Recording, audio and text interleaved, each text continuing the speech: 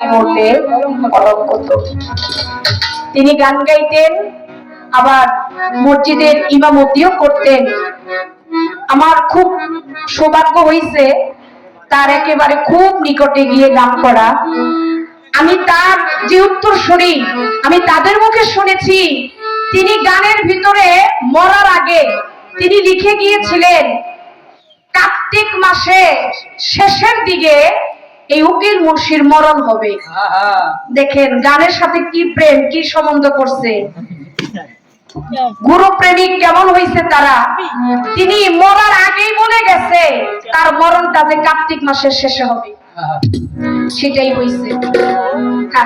আর আমরা আজকাল গান করি, গানের সাথে আমাদের কোনো মিল নাই, গানের সাথে আমাদের কোনো প্রেম নাই। আমার বাবার যিনি পীর ছিলেন মুক্তার আহমেদ মাইজভান্ডারী, উনি ওনার পীরের কাছ থেকে খেলাফতি পাইছে গান গাইয়া। 27 দিন একটানা তিনি গান করেছিলেন,